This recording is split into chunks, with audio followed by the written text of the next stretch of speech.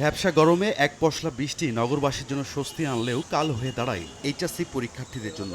পরীক্ষা শুরুর আগ মুহূর্তে বৃষ্টি শুরু হওয়ায় বিপাকে পড়েন শিক্ষার্থী ও অভিভাবকরা। পরীক্ষা শুরুর 30 মিনিট আগে কেন্দ্রে পৌঁছানোর নির্দেশনা থাকলেও বৈরী আবহাওয়া আর যানজটের কারণে ব্যর্থ হন অনেকেই। রিস্কায় যা বৃষ্টি তার চেয়ে তো যে ফলের সামনে দাঁড়াই রয়েছে তার চেয়ে তো অনেক বেশি ভিজে গেছে।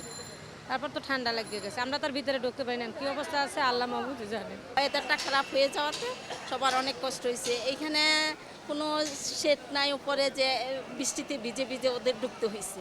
তবে পরীক্ষায় অংশ নেওয়া শিক্ষার্থীদের সহায়তা দিতে কাজ করে ঢাকা মেট্রোপলিটন পুলিশের কুইক রেসপন্স টিম। তারা যেন নির্ধারিত সময়ের মধ্যে নির্বিঘ্নে পৌঁছাতে পারে সেজন্য সড়কে যানজট নিয়ন্ত্রণ করা সহ নিজ নিজ কেন্দ্রে শিক্ষার্থীদের প্রবেশে সহায়তা করে তেজগাঁও থানা সাপোর্ট টিম।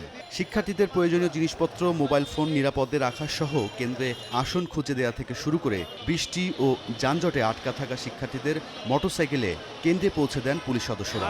এখন জন্ম সনদ দিয়ে খোলো বিকাশ স্টুডেন্ট অ্যাকাউন্ট। নিজের বিকাশ নিজে কর। একটু আগে হলো তো। শিক্ষার্থী বা অভিভাবক যে কোনো সমস্যার সম্মুখীন হলে তেজগাঁও থানার সাপোর্ট টিম সহায়তা দিতে প্রস্তুত বলেও জানায় পুলিশ। তাই আমাদের স্পেশাল মোটরসাইকেল টিম আছে, এই মোটরসাইকেলে আসতে পারবে, যেহেতু বৃষ্টি হচ্ছে গাড়িতে আসতে পারবে। আমরা অতিরিক্ত ছাতার ব্যবস্থা করেছি, কেউ যদি বৃষ্টিতে আটকে যায় তাকে ছাতা দিয়ে কেন্দ্রে ঢুকিয়ে দেওয়া। এইচএসসি পরীক্ষার শেষ দিন পর্যন্ত পুলিশের কুইক রেসপন্স টিম ও সাপোর্ট টিম কাজ করবে।